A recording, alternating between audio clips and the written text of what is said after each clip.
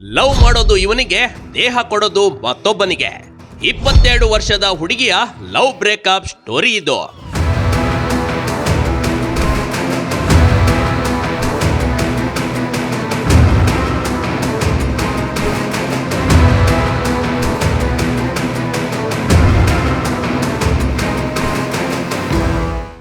ಹೀಗೆ ಫೋಟೋದಲ್ಲಿ ಕಾಣ್ತಿರುವ ಈ ಸುಂದರಿಯನ್ನ ಅರ್ಧಂಬರ್ಧ ನೋಡ್ಬಿಡಿ.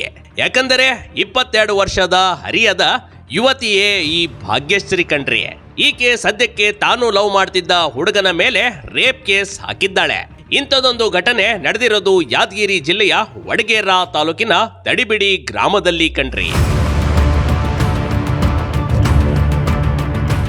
ಬೈ ಈ ಸ್ಟೋರಿ ತಿಳಿಯಬೇಕಾದ್ರೆ ಸ್ವಲ್ಪ ನಿಮ್ಗೆ ಫ್ಲಾಶ್ ಬ್ಯಾಕ್ಗೆ ಕರ್ಕೊಂಡು ಹೋಗ್ಬೇಕು.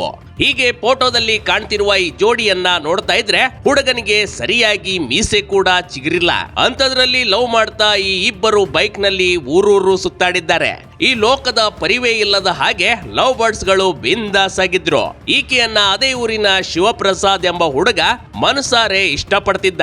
ರನ್ನ ಚಿನ್ನ ಅಂತ ಮುದ್ದಾಡಿದ ಅನ್ನೋದಕ್ಕೆ ಬೆಡ್ಶೀಟ್ ಒಳಗಿನ ಫೋಟೋಗಳೇ ಸಾಕ್ಷಿ ಹೇಳ್ತಿವೆ.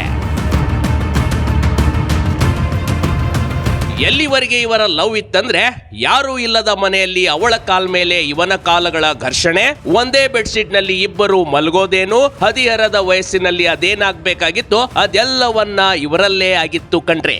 ಆ ವಯಸ್ಸಿನ ಕುತೂಹಲಕ್ಕೆ ತೆರೆ ಎಳೆದಿರೋದಕ್ಕೆ ವೈರಲ್ ಆಗಿರುವ ಫೋಟೋಗಳೇ ಸಾಕ್ಷಿ ಹೇಳ್ತಿವೆ.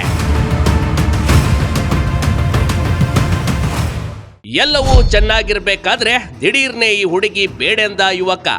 ಲವ್ ಮಾಡೋದು ಇವನಿಗೆ, ದೈಹಿಕ ಸಂಬಂಧ ಬೆಳೆಸೋದು ಬೇರೆಯವನ ಜೊತೆ. ಎಸ್, ಈ ವಿಚಾರ ಶಿವಪ್ರಸಾದ್ಗೆ ಗೊತ್ತಾಗಿತ್ತು. 22 ವಯಸ್ಸಿನ ಹುಡುಗಿ ಜೀವನದಲ್ಲಿ ಒಂದು ದೋಣೆ ಏರು ಅಂದ್ರೆ 2 ದೋಣೆ ಎರಿದ್ಲು ಈಕೆ. ಇನ್ನೊಬ್ಬನ ಜೊತೆ ದೈಹಿಕ ಸಂಬಂಧ ಹೊಂದಿದ್ದಾಳೆ ಎಂದು ಆರೋಪಿಸಿ ಶಿವಪ್ರಸಾದ್ ಈಕೆಯನ್ನ ದೂರ ಮಾಡಿಕೊಂಡಿದ್ದ. ಇದರಿಂದ ಕೋಪಗೊಂಡ ಭಾಗ್ಯಶ್ರೀ ನೇರ ಬ್ಲಾಕ್ ಮೇಲ್ಗೆ ಇಳಿದುಕೊಂಡಿದ್ಲು. ಈತನೊಟ್ಟಿಗೆ ಇದ್ದ ಹಳೆ ಫೋಟೋಗಳನ್ನ ತೋರಿಸಿ ರೇಪ್ ಕೇಸ್ ಹಾಕುವ ಧಮಕಿ ಕೂಡ ನೀಡಿದ್ಲಂತೆ.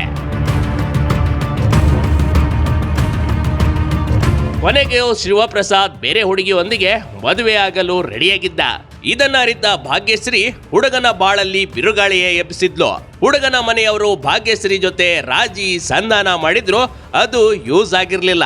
ಯಾದಗಿರಿಯ ಮಹಿಳಾ ಪೊಲೀಸ್ ಠಾಣೆಯಲ್ಲಿ ಹುಡುಗನ ವಿರುದ್ಧ ಭಾಗ್ಯಶ್ರೀ ದೂರನ್ನ ನೀಡಿದ್ಲು. ಅದೇ ರೀತಿ ಹುಡುಗ ಕೂಡ ಬ್ಲಾಕ್ ಮೇಲ್ ವಿಚಾರದಲ್ಲಿ ಸೈಬರ್ ಕ್ರೈಮ್ ಪೊಲೀಸ್ ಠಾಣೆಯಲ್ಲಿ ಭಾಗ್ಯಶ್ರೀ ವಿರುದ್ಧ ಪ್ರಕರಣ ದಾಖಲಿಸಿದ್ದಾನೆ. ಆದ್ರೆ ಹದಿಹರೆಯದ ಆ ಒಂದು ತಪ್ಪಿನಿಂದ ಇಬ್ಬರ ಪೋಷಕರ ಮಾನ ಮರ್ಯಾದೆ ಹರಾಜು ಆಗುವಂತೆ ಮಾಡಿದ್ದಾರೆ ಮಕ್ಕಳನ್ನ ಕಂಟ್ರೋಲ್ ನಲ್ಲಿ ಇಟ್ಕೊಂಡಿದ್ರೆ ಇಂಥ ಪರಿಸ್ಥಿತಿ ಬರ್ತಿರ್ಲಿಲ್ಲ ಅನ್ಸುತ್ತೆ.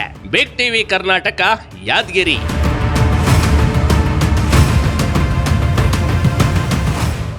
ಬಿಗ್ ಟಿವಿ ಕರ್ನಾಟಕ ಯೂಟ್ಯೂಬ್ ಚಾನೆಲ್ಗೆ ಈಗಲೇ ಸಬ್ಸ್ಕ್ರೈಬ್ ಮಾಡಿ. ಧನ್ಯವಾದಗಳು.